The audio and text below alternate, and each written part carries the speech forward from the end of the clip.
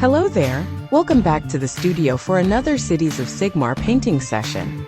In this fourth part of our sub-series on painting the Cities of Sigmar Freeguild Cavaliers, we'll be painting our Cavalier's Great Helm using the non-metallic metal technique.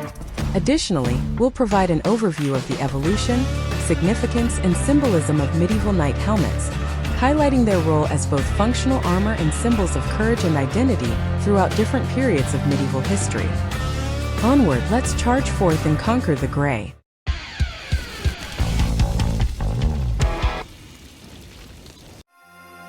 In previous episodes, we assembled the model and successively painted the horse's coat, the saddle, the horse halter, as well as the cavalier's armor and horse barding. For further insights into these procedures, you can refer to our Cities of Sigmar playlist. We'll now paint the Cavalier's Great Helm in the same color we used to paint the armor and barding. We'll leave the color list in the video description, and as usual, we'll show you the color used at the beginning of each phase. Feel free to write a comment as we go along. It's always very appreciated.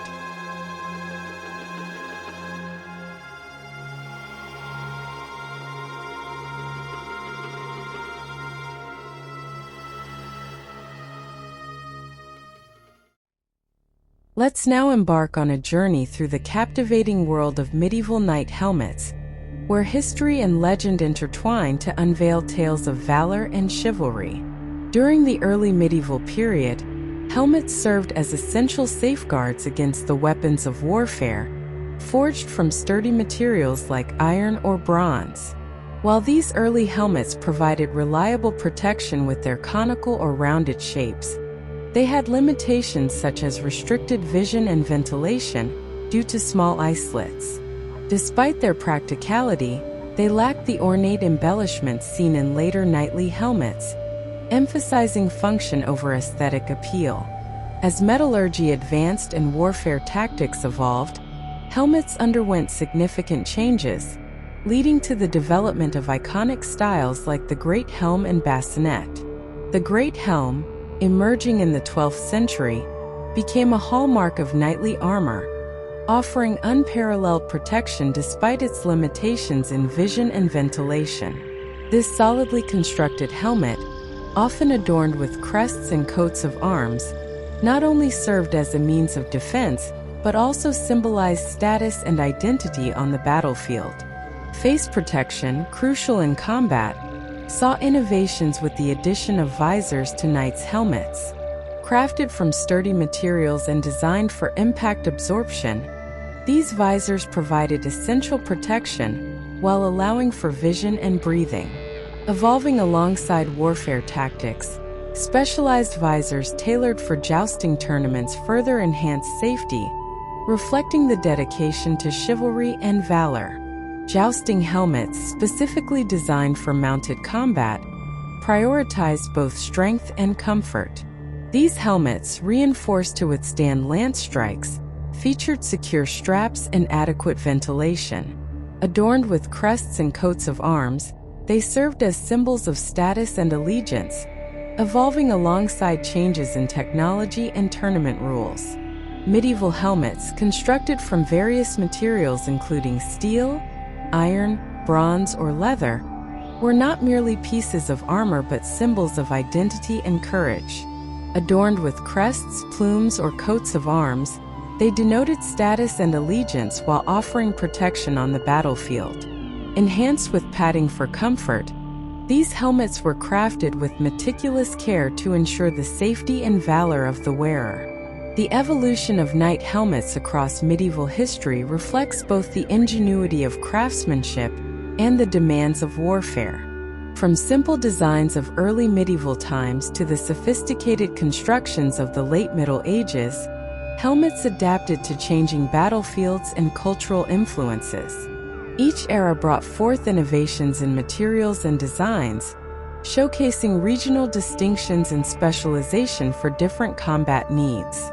The embellishment of medieval helmets with crests, coats of arms, and decorative motifs was not merely aesthetic, but carried significant functional and symbolic importance. These adornments aided in recognition amidst the chaos of battle, and reflected the social status and prestige of the wearer. Within the vast expanse of medieval history, helmet decoration wove itself into the fabric of knightly identity, embodying the bravery and gallantry amidst the grandeur and turmoil of the era.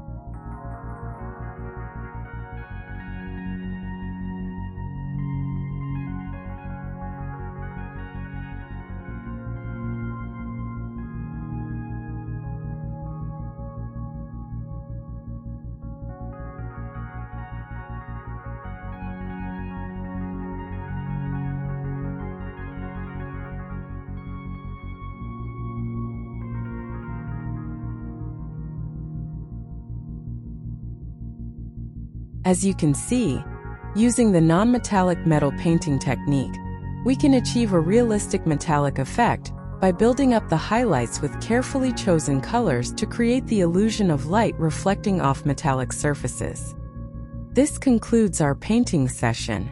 If you enjoyed the video, a thumbs up would mean a lot to us. And if you haven't already, consider subscribing to the channel. Our objective of reaching 1,000 subscribers is close at hand, and we rely on your support to achieve this milestone. Your support ignites our enthusiasm and strengthens our dedication to creativity. Your comments are also greatly appreciated. Thank you for being a vital part of our community. If you're ever in need of paint or hobby materials, check out Fenris Workshop. You can find the link and more details in the video description. In the next episode of this sub-series, we'll paint the face of our cavalier before gluing the helm in place and applying decals on the horse barding. Thanks for joining us today. And as always, keep on painting and take care.